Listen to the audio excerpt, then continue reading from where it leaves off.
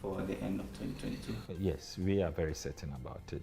We have details, and in business. Finance expert describes determination of IMF MD to ensure Ghana gets a program before end of year as a boost to investor confidence and slowing down cedi depreciation. More on the Joy Business report. Also in this package, former Mion MP challenges Parliament to probe disparities in judgment debt figures as fresh details show the Akufo-Addo administration paid 125 million cedis instead of the nearly 300 million cedis announced by the Finance Minister. Also, Member of Parliament's Mines and Energy Committee challenges government to ensure prosecution of Galamsey Queen Aisha Wang.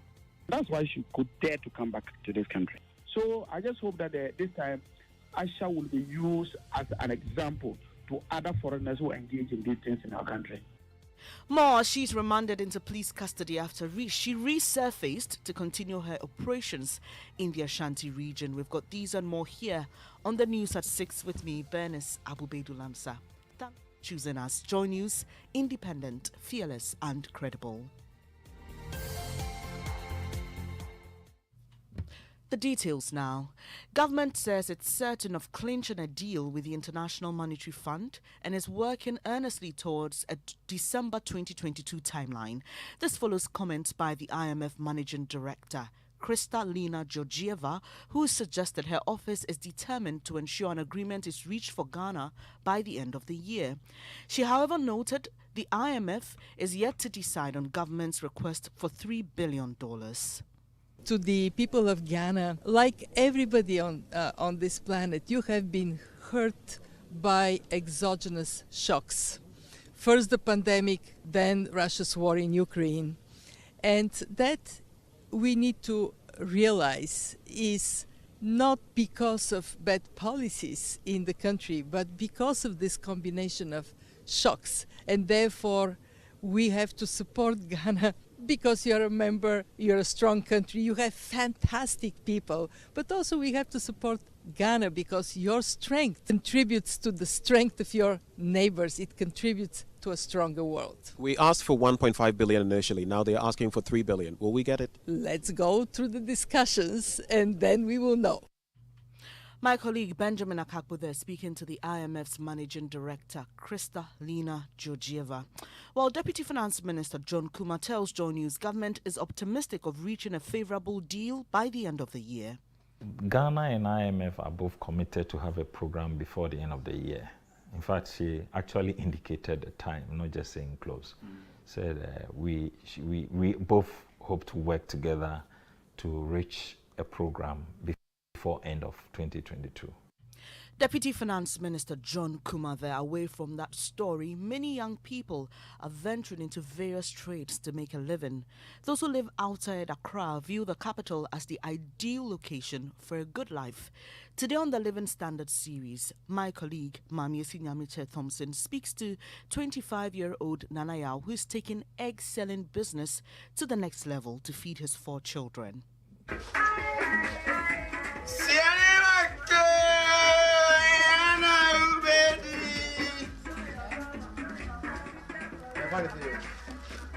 Yao is not your average egg seller. When you meet him on the streets, you get more than a delicious boiled egg. He serenades you with his dance. Residents in his neighborhood look forward to seeing him dance, and honestly, he's a delight to watch. Before he set off on his rounds, I caught up with him at home to learn more about him and his business.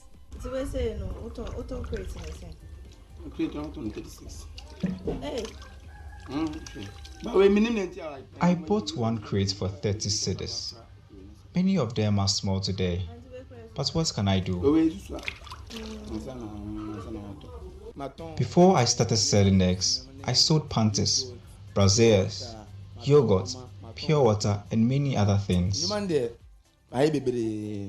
Juggling between his trade, someone offered him a barbering job in Accra. He jumped at the opportunity in the hopes of gaining a better salary. But he had realized his pay wasn't enough to send home, let alone afford him a decent accommodation. So he quit his job. He decided to start the egg selling business here in Teshi. However, with several boiled egg sellers on the streets, he had to rewrite the rules for marketing his.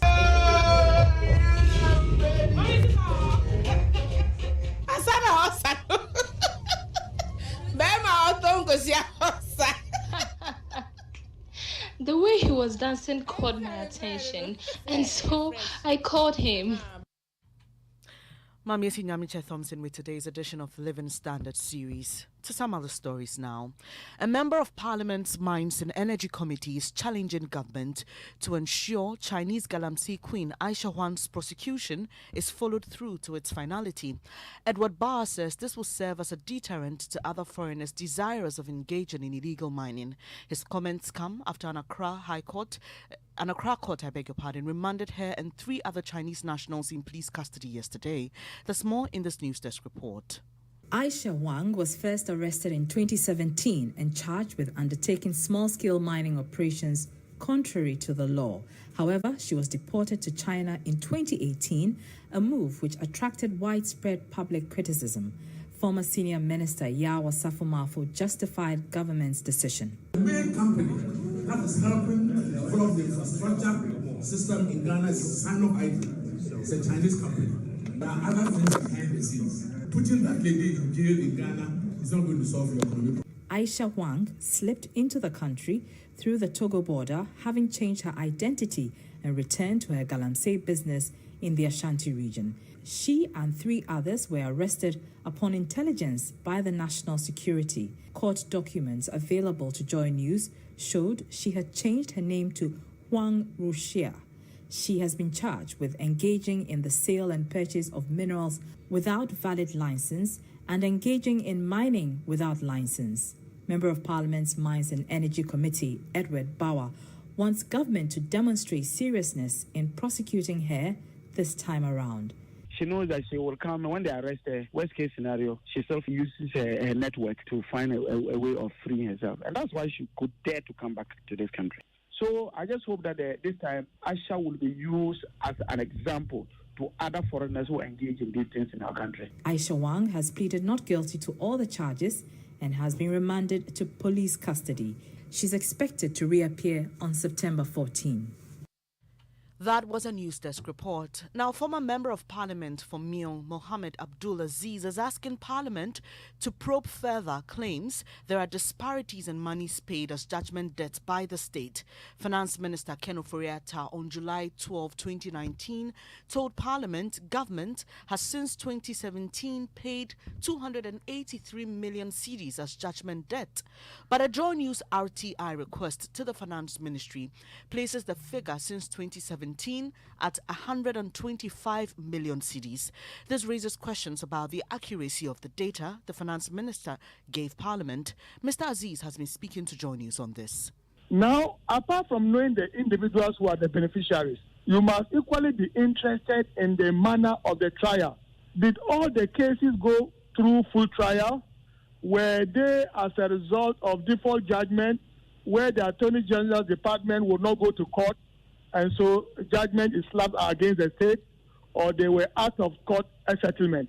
All these things would be able to get us informed whether indeed a cartel is around the issue of judgment debt or not. Former Member of Parliament for Myong, Mohammed Abdul Aziz there. And before I go, here's a drive safe tip for you this morning. Children and animals have a habit of suddenly popping out from between parked cars into roadways. If you're driving in a residential neighborhood with kids present, watch carefully and slow down. That's how you stay safe on the roads. And that's how we end this edition of Joy News at 6 with me, Bernice Abu-Baidoo Lansah. Top story: government reviews its working earnestly towards clinching a deal with the IMF by December 2022. There's more news when you log on to myjoyonline.com. Do stay. The Super Morning Show continues.